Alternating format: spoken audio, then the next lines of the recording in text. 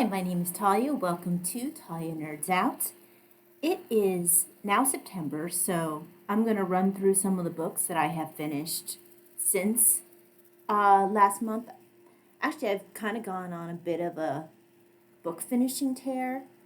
Most of them were at the end of last month, and by most I mean two.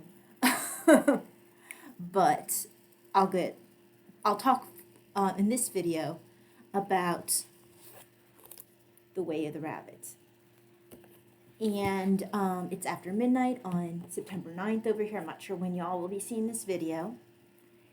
Unfortunately, I didn't make this video on September 1st like I should have, because then I could have gone, hi, this is Talia. Welcome to Talia Nerds Out, and it is September 1st, Rabbit Rabbit, because Rabbit Rabbit was something, whether or not you know this, maybe this is something you're aware of. Rabbit Rabbit was something that was a bit of a good luck kind of thing that you would say at the beginning of the month. Oh, it's the first of the month, rabbit. And then, like, I guess for extra luck, they would add rabbit rabbit. And I believe they said it was actually FDR who, let me see if I can find the quote. Something to the effect of he would say it without fail throughout his life. He would not let the beginning of the month pass without saying rabbit rabbit. Which I thought was kind of fun. I first heard of that particular little just randomness when my mom's always said it. I thought it was just one of those things that a college friend of hers made up because I never heard anyone else saying it. But yeah, apparently that's actually a thing that people do. Okay, so yeah, says that even, this is a quote from an article in 1935 edition of a British newspaper. Even Mr.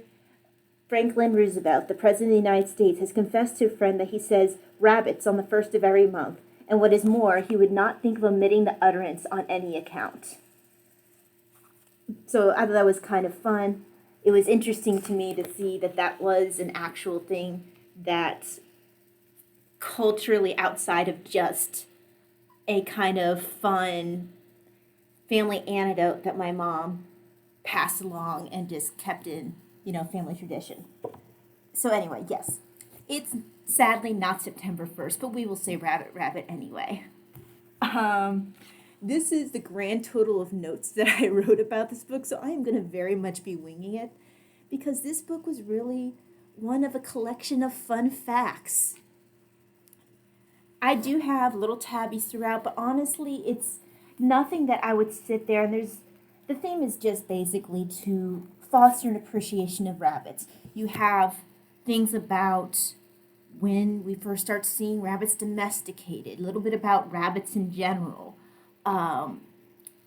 things about rabbits in different areas, different kinds of rabbits. Then you have legends about rabbits, from like the crafty rabbits of different cultures to the jackalope of, I want to say it's Texas. I actually have a scrapbooking stamp with a jackalope on it just because I thought it'd be fun. I have a lot of rabbit stamps anyway because I'm just very fond of rabbits. Oh, I forgot to bring, hold on one second. Sorry about that. I want to grab something for a later part of the video. But yeah, it goes through, so I have a bunch of, I think I was talking about different rabbit stamps and stuff I have for scrapbooking. Going onward, so it talks about legends. It then talks about stories like Beatrix Potter, a bunch of different other fictional rabbits. And while those sections were fun, some of my favorite parts in this book were the historical touches. I'm sure that I'm sure it's not among history lovers a completely unknown story. Wow, that's a bad sentence structure. I'm sure that people who are familiar with Napoleon, that's what I'll say. I'm sure that people who are familiar with Napoleon know of a story that connects him with rabbits that's very amusing, where apparently, and this is my explaining, it's more for people who are not familiar with that story, where Napoleon had just landed a there was a successful negotiation with the Russians, and I believe it was a treaty. And to celebrate, he wanted to have a rabbit hunt. So um, one of his people got it set up, and Napoleon and his men, they, exited their carriages, all prepared to, I guess it wouldn't necessarily be carriages, be vehicle. Carriages. Anyway, they would have they all exited their vehicles, whatever vehicle it happened to be, is probably a carriage. And they were ready to have a good old-fashioned rabbit hunt. Well, the rabbits, rather than running away at the sight of them upon being released, they came running towards Napoleon and his men and swamped them, overran them. Napoleon had rabbits running into his pockets, into his shirt, into it was a deluge of bunnies. So Napoleon and his men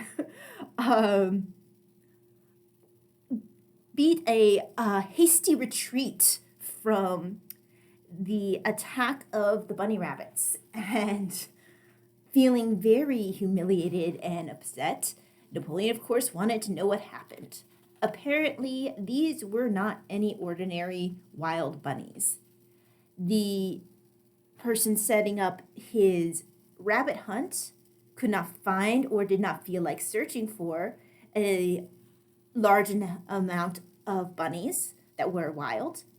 So he went and he purchased tame rabbits. And the tame rabbits have been waiting in cages, hungry, for their exalted hunter to come and kill them. But when they were released to be hunted, they saw humans as happy sources of food, and they were wondering where their food was at as they pawed their supposed feeders. So I always thought that was a fun story. I think I heard of it for the first time through one of the Great Courses lectures. I've learned so many things through the Great Courses lectures, so I can't even remember half the time what I've learned from one of them and what I've learned from a book, because especially when I worked night shift and I was doing a lot of knitting, crocheting, design work, I would listen/watch a bunch of Great Courses classes so I could have my hands free to write on a pattern if I changed my mind or whatever, because I was actively writing knitting, crocheting patterns at that time. So I enjoyed that story about Napoleon. And then the other one that I had not heard of, which I found to be kind of have a poignancy to it. So you have you have East and West Berlin separated during the Cold War, and so you have the Berlin Wall, and then there's that space in between the two walls. It's kind of like a no man's land that has mines and other explosive, dangerous things buried underground, so that way if any person stepped on it, they'd be blown up. It was to deter crossing over from one side to another unless someone was allowed to cross over. And there are stories of that basically, like, no one would go there except rabbits. They were like the only living beings one of the few living beings that would be light enough to go on that ground and not set off a mine. So it became sort of a safe haven for the bunny rabbits, and they just, during that point in Berlin's history, that was the bunny haven, and people would be looking from East Berlin over the wall and see the rabbits there. And one eyewitness stated that she kind of envied those rabbits as a child.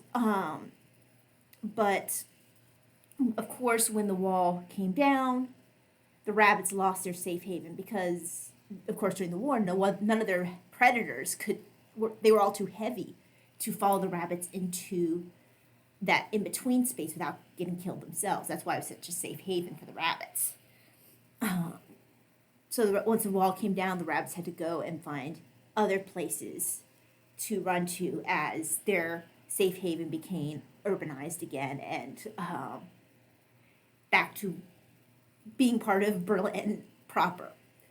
But yeah, I thought that was really interesting part of Berlin and Cold War history that I had never really heard about, just because it's a little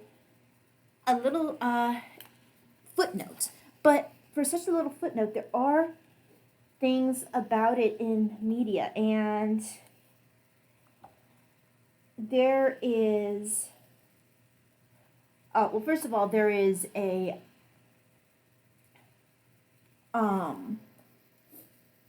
I want to say that there are statues that are meant to represent. I'm not sure how many of them are left, but there's statues that's meant to represent those rabbits around that area of Berlin. And then also there are pieces of media that are about or connected to this little footnote in history. So in 2009, Polish filmmaker, I'm going to mangle this name, Bartosz Konopka, released his documentary short, Rabbit à la Berlin, which views the east-west tension through the eyes of the rabbits who occupied no man's land, and was nominated for an Academy Award. If you want to know, that is available on Amazon Prime. You have to watch it with English subtitles. I have not gotten around to it, but I am kind of intrigued, and I think I will have to do that at some point because that's just a really interesting way to attack this part of history of Berlin. The story also makes an appearance in a 1993 German children's book by Irene Diesch and Hans Magnus Enzensberger called, oh heavens, Esterhazy, about a rabbit who goes to Berlin in search of a mate and witnesses the destruction of the Berlin Wall. And they talk about how there's many beautiful paintings in the 2009 English edition where they have, this is kind of funny, I didn't catch this. Among the many beautiful paintings by Michael Sowa in the 2009 English edition is a colorful image of a dozen or so carefree rabbits dressed in human clothes lounging in the shadow of the wall. So, those, among other things, are some of my favorite, just small bits of this book. Now, the last thing I want to cover is, and there's a lot in here, things about movie influences like the bunny who was supposed to be a Disney's not front man, but kind of their leading animal. But there was another rabbit who was copyrighted elsewhere, so Disney had to go with Mickey Mouse instead. But it sounded like that bunny was far more interesting. He sounded almost like an early version of Bugs Bunny, but not quite so. He didn't give me the impression of being quite a smart alecky. I was trying to see. His name was Oswald the Lucky Rabbit, and apparently Disney fairly recently got the rights to Oswald to make Oswald back, and they're now creating new shorts with Oswald because previously all other productions with Oswald on it had been lost, except they had a little bit of the short from 1927 called Trolley Troubles that had survived. And Oswald just sounded like a bit of a character. Apparently also there was another cartoon bunny that set the stage for shows like The Flintstones, The Simpsons, The Flintstones and The Simpsons. And this was Crusader Rabbit, which was the first animated series created specifically for television and was test marketed in 1948. And apparently it was, here we go. It was co-produced, to save money and time, Crusader Rabbit co-producers Alex Anderson and Jay Ward used limited animation technique they would also employ in their next show, The Adventures of Rocky and Bullwinkle and Friends. But yeah, and if you look up Crusader Bunny, some of the artwork is quite rough, but there do seem to be some forms of him that are more refined, for lack of a better term. So those were two cartoon rabbits I hadn't heard about before. I thought that was kind of fun. Also, literature, so you can't go and end a book talking about random fun things about rabbits without touching on Beatrix Potter. So there's a nice little section on Beatrix Potter in here. Also, one of my favorite stories as a child, which was The Velveteen Rabbit.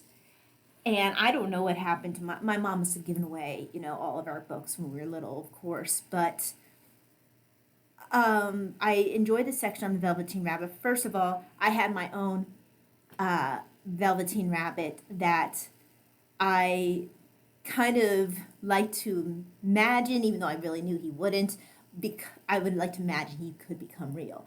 And still have Coco. He's got his nose worn. His fur is that kind of worn look too, so he's probably steps away from becoming real. Although, I've had him forever. I don't remember a time without having Coco. So if he was going to become real, I would have imagined it would have been, at some point over the past 30 years. But 30-some years. But yeah, he's terribly worn down. And this is my own personal Velveteen Rabbit.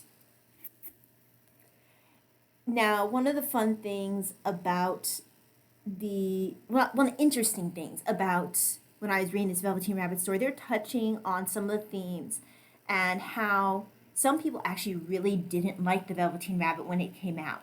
They had issues with the ending. They thought it was unnecessarily,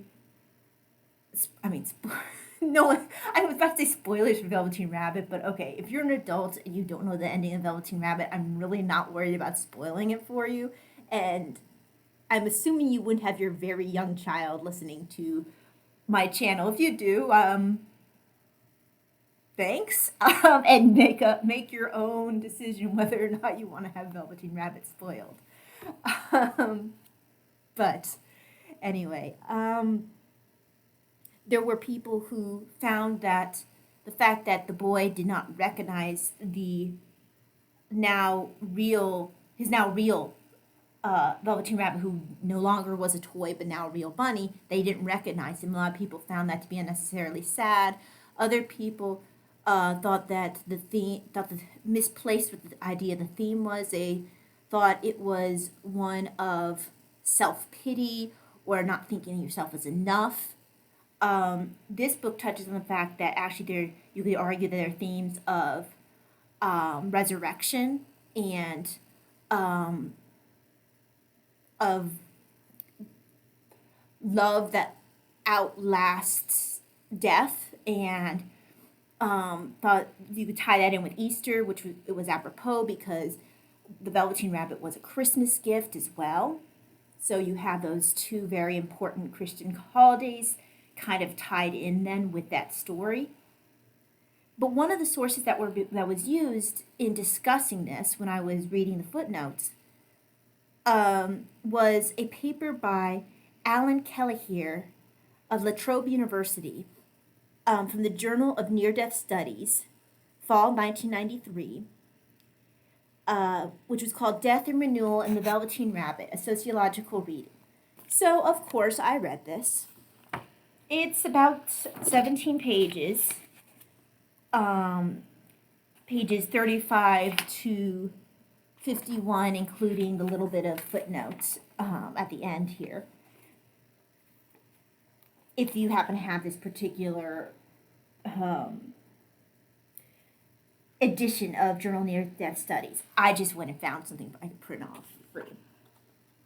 So the author goes through first of all the basics of the story and how, what being real is, how and I actually don't remember a lot of these quotes from the story because, of course, I was very young when I would have had it read to me. But I love some of the little quotes like, "Sometimes," said the skin horse, "for he was always truthful. When you are real, you don't mind being." "Oh, does it hurt?" asked the rabbit. "Does it hurt to become real?" "Sometimes," said the skin horse, "for he was always truthful. When you are real, you don't mind being hurt." And then a little bit later, "Once you are real, you can't be ugly, except to people who don't understand." But the way the story emphasizes the growing love between the boy and the rabbit is that the boy begins to see the rabbit not as a toy, but as being real, even though he had not yet become actually real. And the part of the story that some of the critics took issue with, besides the rabbit not being recognized at the end, comes from this point here. When the rabbit, after the boy was stricken with scarlet fever, and he had been kept with the boy the entire time, and then the nurse and I think it's like the nursery nurse and the doctor conspired together and said, like, "Hey, we'll get him a replacement rabbit that doesn't have all these scarlet fever germs in it. We will just put this rabbit, along with everything else that has these scarlet fever germs, to be incinerated." So in this bag of getting ready, waiting to be incinerated, the rabbit has this thought of what use was it to be loved and lose one's beauty and become real if it all ended like this. And a tear, a real tear, trickled down his shabby velvet nose and fell to the ground. And then that was one of the things, like I said, that people took issue with. They said, "Oh, he doesn't see his shabby self as being good enough, as being worthy of love. He'd rather, be beautiful than that's what he puts value in, since he can't become real and beautiful. That's where that's what triggers the transformation. That's the theme." It's like, well, no, you're missing the point. So this article goes into the ideas that the theme is actually what it takes. What does it mean to become real? And that theme is explored throughout that, okay, the realness comes not from the self-pity at the end, or what can be construed as self-pity at the end, but it's a theme of love. It's the boy's love that is part of what makes the rabbit real, and then the rabbit cries from missing the boy, from that love. So it's the combinations of the love that allow the rabbit to become real. It's not the cry of self-pity. So there are other things that are touched upon in here, but I thought this was a very nice covering of this story. It goes through the themes of love. It goes through themes of change, covers even the idea of near death. It's only a 17-page little article, but I think that its examination of this story is not unwarranted, because there are themes in there that are worth examining, and a lot of it is tied into love and a sacrificial love, because the rabbit is the love of the boy, and the rabbit for the boy. They had all this time together, and that is what put the rabbit in the position to need it to be incinerated. So it is a sweet little story about love that then ends with him ending up in a kind of rabbit heaven, still able to see the boy even if the boy doesn't recognize him. He still lives in the boy's memory. The boy hasn't forgotten him, even if he can't, if he doesn't realize that that rabbit that reminds him of his Velveteen Rabbit actually is his Velveteen Rabbit. So it's, even though it's not completely as sad of an ending as people, some of the critics were inclined to believe.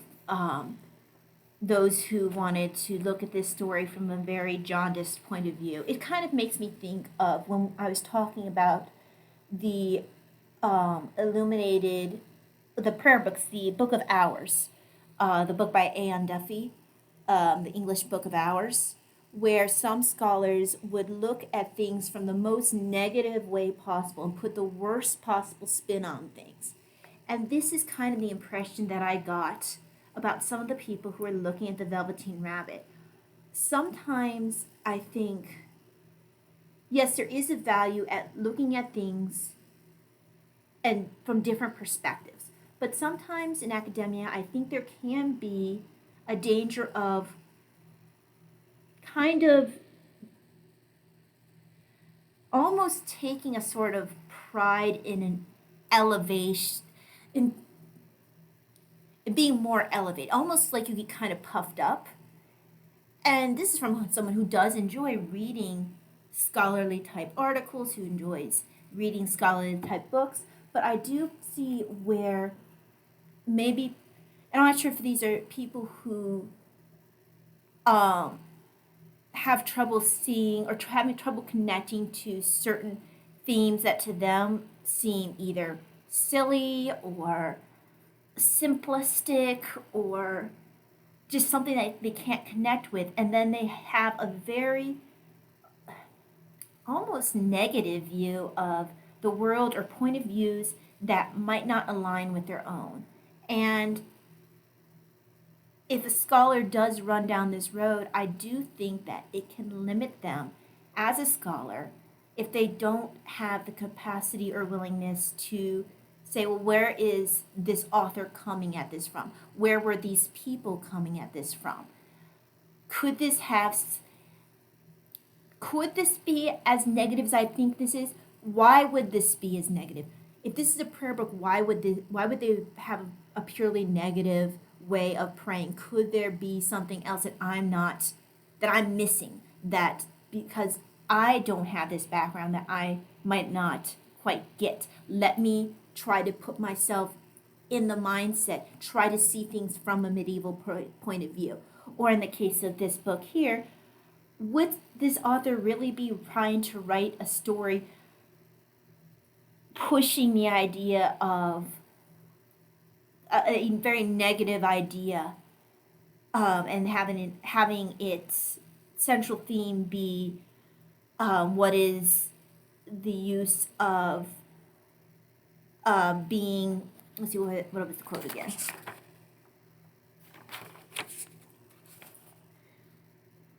What use of it to be loved and lose one's beauty and become real if it all ended like this?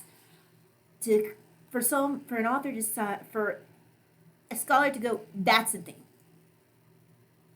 Well, why? Why do you think that's a thing? Why would you think an author would make that a theme? Is that what has been running through this whole book? Or are you already inclined to see things through a sort of jaundiced point of view that you miss the plot? That you miss what was the lining running through this story? So I do find that sometimes in academia there is this failing. There is this sense of superiority where, well, that is what the unenlightened think, or that is what those who are not as well educated think. Whereas if you were a little bit less enlightened, you wouldn't have missed the point. So yes, that is my little jab at academia. When it comes to the Velveteen Rabbit, well, okay, to be fair, it also was hearkening back to another video about illuminated manuscripts and Book of Christian Prayer, or Book of Hours, rather. So, to make it seem a little bit less childish, perhaps. But thank you very much if you have managed to make it through this bunny video. I hope that you have a very blessed day, and I will see you again for the next video. God bless. Bye.